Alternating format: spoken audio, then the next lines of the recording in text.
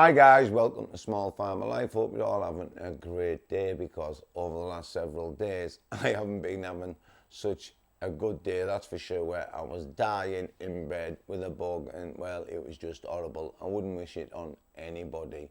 Now guys, today I want to make a video on a question I keep getting asked all the time through Instagram, through Facebook, through YouTube comments, you name it. I keep getting asked this question consistently. And the question is, if I buy some agricultural land and I move onto that agricultural land, is it illegal? Now, if you're going to move onto agricultural land, I've said it in other videos, always prepare the land for when you want to move onto it. Don't just buy agricultural land and put a caravan on that agricultural land, because that might get you issued a stop notice. And a stop notice is when the council come out, issue a stop notice to get you out of the caravan, and then the caravan off the land. They'll give you like 30, 60, maybe even sometimes 6 months to get out of the caravan and get it moved. And that becomes illegal when they issue the stop notice. So I always advise, don't move into a caravan when you first purchase some agricultural land. Now, if you've got a farming business up and running, then you could put a caravan on the land, because you might have animals and you might have a functional need to actually be on that land. Then you can put in a decent business plan, a good planning statement and everything else to say why you need to be on that land. If you do want to live in a caravan, make sure that the area you're going to move on to has got all the fencing up and everything else, because then when you do put your business plan in, you can start on the business straight away. But always, in my opinion, put in a planning application to build something like a stable block or a barn or something like that on the piece of land that you purchase. Because I've said in the last video, if you live in something like a stable block or a barn, well, that becomes your home and they can't evict you from your home. Now, even if councils serve you with an enforcement notice, they're under no obligation to enforce that enforcement notice, so they can serve you with it and then just forget about it. So that happens a lot. Now, you've got to also understand there's tens of thousands of people doing exactly this, living on cheap agricultural land all over the UK. Councils know it, they're just out of sight, out of mind. But is it illegal? No, it's not illegal. It's not illegal to move into a set of stables. It's not illegal to move into a barn. But if you ask the council, if you can move onto some agricultural land, whether it be in stables, in a caravan, in a barn, or build a house, you are almost certainly going to get a no. And a lot of people think, well, if I move onto some agricultural land, the council will hold it against me if I do ever put in a planning application.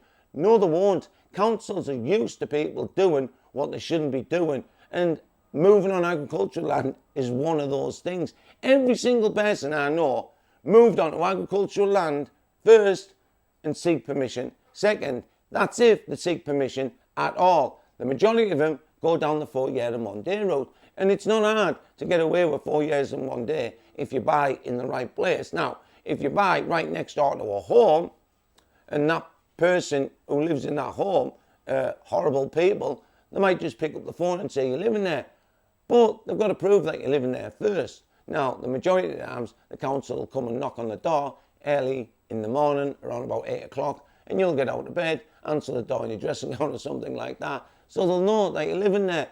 But what you need to do, guys, is just move onto the land and then seek permission. Second, if they come at all. Now, if you're having trouble thinking about a business that is going to get you the right to live on agricultural land, I have lots of business ideas that would get you the right to live on agricultural land, which basically means a functional need to be there. And that's what you need to prove to the council. Now, people think that you've got to make a lot of money to actually stay on that agricultural land. Now, if they give you 3 to 5 years to prove that your business is viable, do you honestly think the councils come back after 3 to 5 years to check?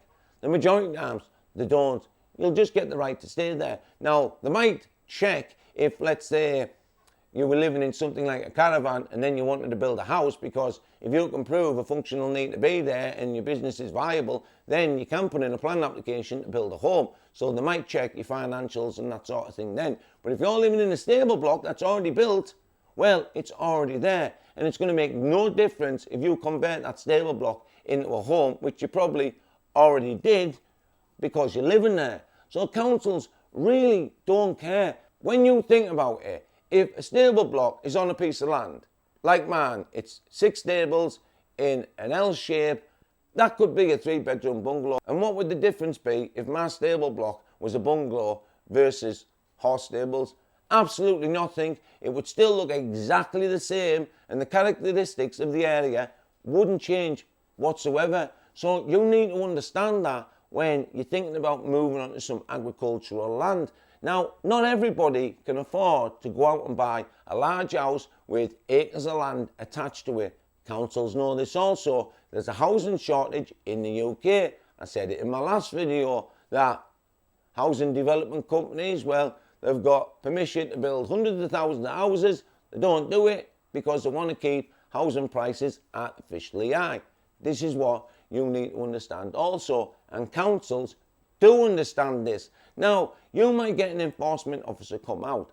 I've had enforcement officers come out, and believe me, when they come out, you will think, oh my God, I've got to move everything. The enforcement officer who came to visit me said, the caravan has to go, that building has to go, that building has to go, that building has to go. But if you're pretty good at writing planning applications and a good planning statement, well, your planning application will pass, just like mine did, with no objections whatsoever. Now, if you've got tolerant neighbours, that's even better. If you get on with the neighbours, well, the majority of them, especially farmers, because people think that farmers will pick up the phone straight away. It's not farmers that pick up the phone.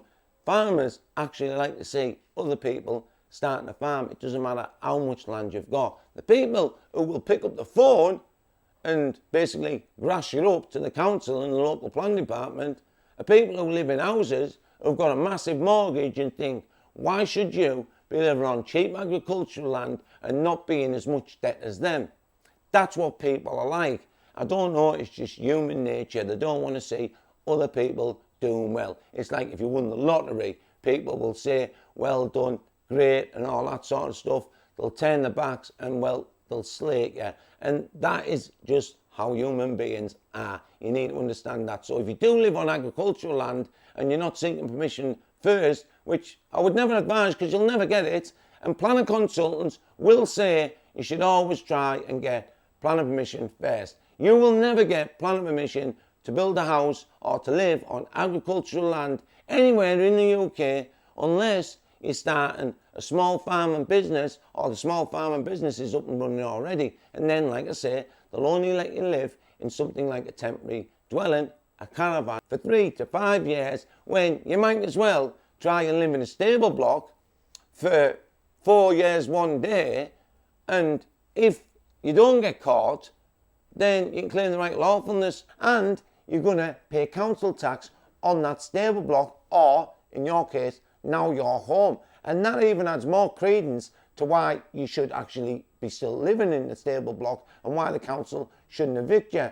from that stable block or a barn, because they want that council tax. Councils need tax, and that's what they use to cut the grasses around the town, keep the town nice and tidy, and all sorts of other things. You'll get issued a wheelie bin, and after you've been there for 4 years and 1 day, it adds more credence to you being there for 4 years and 1 day, and you can claim the right of lawfulness a lot easier because you can say, well, look at the records, I've been paying council tax for 4 years and 1 day. Now, if you've converted a stable block into a home, councils will not want to evict a family from the home, and once you're there, you're there. So always put in for planning permission for a stable block or a barn or something of that nature. I would always suggest like a stable block or something like that, because that can be a bungalow. And my stable block, this is built to a high standard. It only cost me £8,000. If I converted this stable block, probably cost me another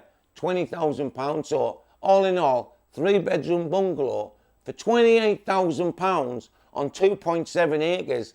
The 2.7 acres I got for free, because I purchased 6 acres, I sold half of it and got my 2.7 acres for free because I got all the money back off the half I sold. So literally, I would have a 3-bedroom bungalow on 2.7 acres and it would only cost me around about 40 grand when you include electricity and all that sort of thing, building the roads and everything else. That's not bad going, considering I could sell it for around about £750,000. And another thing you've got to consider, when you do move into a stable block and you go down the 4 year and 1 day route and you claim the right of lawfulness, that building that you're living in, you can sell to anybody.